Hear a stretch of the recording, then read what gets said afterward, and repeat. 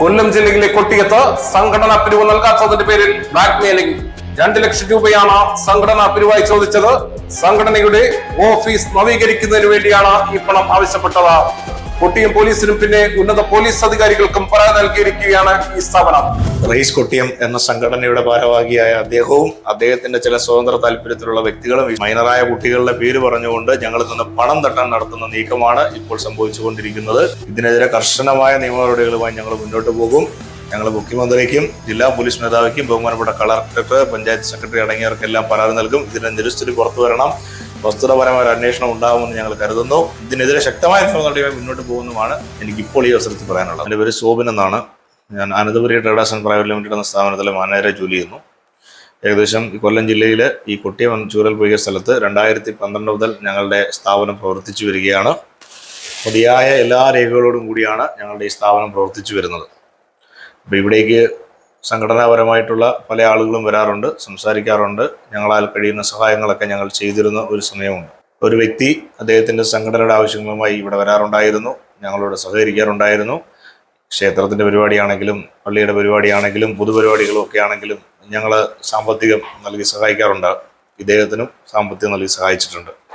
എന്നാൽ പിന്നീട് അദ്ദേഹത്തിൻ്റെ ഓഫീസിൻ്റെ നവീകരണവും മറ്റു കാര്യങ്ങളും പറഞ്ഞുകൊണ്ട് ഞങ്ങളെ സമീപിക്കുകയും ഒരു വലിയ തുക പറയുന്നതിന് ബുദ്ധിമുട്ടൊന്നുമില്ല, 2 ലക്ഷം രൂപ അദ്ദേഹം ഞങ്ങളോട് ആവശ്യപ്പെട്ടിരുന്നു. ഞങ്ങൾക്കത് നൽകാൻ സാധ്യമല്ല. കാരണം ഞാൻ കമ്പനിയിലെ ഒരു ജീവനക്കാരനാണ്, മാനേജറാണ്. എനിക്ക് മുകളിൽ മറ്റു മാനേജർമാരും മുതലാളിയും ഒക്കെ ഉണ്ട്. അവരുമായി ആലോചിച്ച് ഒരു തീരുമാനം അറിയിക്കാമെന്ന് പറഞ്ഞു. അദ്ദേഹവുമായി പലതവണ ചർച്ച നടത്തി. അദ്ദേഹം അവസാനം 2 ലക്ഷം എന്നുള്ളത് 1 ലക്ഷം രൂപയിലേക്ക് താഴ്ന്നിറങ്ങി. പിന്നീട് അദ്ദേഹം വീണ്ടുമായി ചർച്ച ചെയ്തു. അപ്പോൾ അദ്ദേഹത്തിന് ഈ പണം നൽകാൻ നിലവിലെ സാമ്പത്തിക സ്ഥിതിയും കമ്പനിയും തയ്യാറായില്ല എന്നുള്ളത് സത്യം. നിയമപരമായി എല്ലാ രേഖകളും കരസ്ഥമാക്കിയ ഒരു സ്ഥാപനം പ്രവർത്തിക്കുമ്പോൾ ഇത്തരത്തിലുള്ള ചില ആളുകൾ നമ്മൾ സഹകരിക്കുന്നത് അവരുടെ ഭീഷണിക്ക് വഴങ്ങിയൊന്നുമല്ല. നമ്മൾ ഒരു നാടാണ്, വ്യവസായമാണ്. അവരോടൊപ്പം സൗഹൃദപരമായി പോകണമെന്ന ഉദ്ദേശമുള്ളത് കൊണ്ടാണ് നമ്മൾ ഇത്തരത്തിലുള്ള കാര്യങ്ങളെ മുന്നോട്ട് കൊണ്ടുപോയിക്കൊണ്ടിരുന്നത്. അങ്ങനെ ഇരിക്കുന്ന ഈ സമയത്ത് ഇദ്ദേഹത്തിന് ഈ തുക നൽകിയില്ല എന്ന വൈരാഗ്യത്തിന്റെ പേരിൽ അദ്ദേഹവും അദ്ദേഹത്തിന്റെ സംഘടനയിൽ പ്രവർത്തിക്കുന്ന ചില വ്യക്തികളും ചേർന്ന് കഴിഞ്ഞ കുറച്ച് ദിവസങ്ങളായി കമ്പനിക്കെതിരായി അപവാദ പ്രചരണങ്ങൾ നടത്തുകയും ഞങ്ങൾക്കെതിരെ ശക്തമായിട്ടുള്ള രീതിയിൽ നാട്ടുകാരോട് അപവാദ പ്രചരണം നടത്തി ഞങ്ങളെ വഴിയിൽ തടയുകയും മറ്റുമൊക്കെ ചെയ്തു വരികയായിരുന്നു. ഇത് സംബന്ധിച്ച് ഞാൻ പോലീസിലും മറ്റും പരാതി നൽകിയിട്ടുള്ളതുമാണ്. ഇത്രയും വർഷക്കാലമായി പ്രവർത്തിച്ചു വരുന്ന ഈ ഒരു സ്ഥാപനത്തിൽ മറ്റൊരു വഴികളുമില്ല എന്ന് മനസ്സിലാക്കി അദ്ദേഹത്തിന്റെ വ്യക്തിവൈരാഗ്യം കൊണ്ട് സമീപ പ്രദേശത്തുള്ള ഒരു സ്കൂളിലെ ഇദ്ദേഹത്തിന്റെ സംഘടനയിലെ ചില വ്യക്തികളും സുഹൃത്തുക്കളും ഒക്കെ പഠിപ്പിക്കുകയും അവരുടെ മക്കൾ പഠിക്കുകയും ചെയ്യുന്ന സ്കൂളിലെ മൈനറായിട്ടുള്ള കുട്ടികളെ ഉപയോഗപ്പെടുത്തിക്കൊണ്ട് ഇവിടെ നിന്നും ശ്വസിച്ച് 20ഓളം കുട്ടികൾ ഗുരുതരാവസ്ഥ ഉണ്ടായി എന്ന് കാണിച്ച് ഒരു പുകമറ സൃഷ്ടിച്ച് ഞങ്ങൾക്കെതിരെ ഗൂഢാലോചന നടത്തി മുന്നോട്ട് പോകുന്ന ഒരു സ്ഥിതിയാണ് ഇപ്പോൾ ഉള്ളത്. ഇതിന്റെ പുറകിൽ ഏറ്റവും വലിയ ലക്ഷ്യം എന്ന് പറയുന്നത് സാമ്പത്തികം തട്ടുക എന്നുള്ളത് തന്നെയാണ്. ഇദ്ദേഹവും ഇദ്ദേഹത്തിന്റെ കൂടെയുള്ളവരും ചേർന്ന് നടത്തുന്ന വലിയൊരു ഗൂഢാലോചനയുടെ ഭാഗമാണ് കഴിഞ്ഞ ദിവസങ്ങളാൽ ഇവിടെ നടന്നുകൊണ്ടിരിക്കുന്ന ഈ സംഭവങ്ങൾ.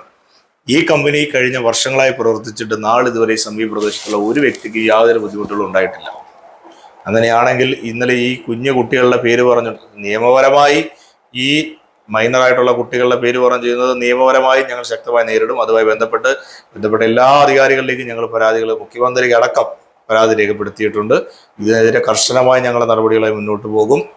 നിയമപരമായി നടപടികളായി മുന്നോട്ട് പോകുന്നതിനൊപ്പം ഞങ്ങൾക്കുണ്ടായ ഭീമമായ നഷ്ടത്തിന് ഡിഫർമേഷൻ കേസ് ഞങ്ങൾ ബഹുമാനപ്പെട്ട കേരള ഹൈക്കോടതിയിൽ ഫയൽ ചെയ്യുന്നതായിരിക്കും. 5 കോടി രൂപയിലധികം നഷ്ടം ഞങ്ങൾക്ക് സംഭവിച്ചിട്ടുണ്ട് ഇവരുടെ ഈ പ്രവർത്തനങ്ങൾ മൂലം. ഇതിനെതിരെ ശക്തമായ കേസുമായി ഞങ്ങൾ മുന്നോട്ട് പോകുന്നതാണ് ആദ്യം തന്നെ പറയുന്നത്. ഈ വ്യക്തിയെ സംബന്ധിച്ച് ഞാൻ പേര് പറയാത്തത് നിലവിൽ ഈ കേസും മറ്റു കാര്യങ്ങളും ഉള്ളതുകൊണ്ട് അഡ്വക്കേറ്റിന്റെ നിർദ്ദേശപ്രകാരമാണ് ഈ കേസ് അദ്ദേഹത്തിന്റെ പേര് ഞങ്ങൾ പറയാത്തത്. പറയുന്നതിന് ബുദ്ധിമുട്ടുകളൊന്നുമില്ല. അദ്ദേഹം ഇവിടെ വന്നതിൻ്റെയും ഈ പണം കൈപ്പറ്റിയതിൻ്റെയും അദ്ദേഹം ഞങ്ങളോട് സംസാരിച്ചതിൻ്റെയും ഒക്കെ ഫോൺ സന്ദേശം ഞങ്ങളുടെ ഫോണിലും ഞങ്ങളുടെ CCTV ക്യാമറയിലും പതിഞ്ഞിട്ടുണ്ട്. അദ്ദേഹം പലതവണ ഇവിടെ വന്നിട്ടുണ്ട്, പണം പറ്റിയിട്ടുണ്ട്. ഇതിൻ്റെയൊക്കെ വിഷ്വൽ ഞങ്ങളുടെ കയ്യിലുണ്ട്. ഇത്തരത്തിലുള്ള ഈ 4-5 വ്യക്തികളെ പേടിച്ചുകൊണ്ട് കമ്പനി പൂട്ടും എന്നൊരു ധാരണയുണ്ടെങ്കിൽ അത് തെറ്റാണ്. ഒരിക്കലും അതിന് ഞങ്ങൾ തയ്യാറല്ല. നിയമപരമായ എല്ലാ രേഖകളുമുള്ള ഞങ്ങൾ, അതായത് pollution certificate, factory certificate, panchayat license, KSFT നിന്നുള്ള ലൈസൻസ്, ഇതെല്ലാം കരസ്ഥമാക്കിയാണ് ഞങ്ങൾ മുന്നോട്ട് പോയിക്കൊണ്ടിരിക്കുന്നത്.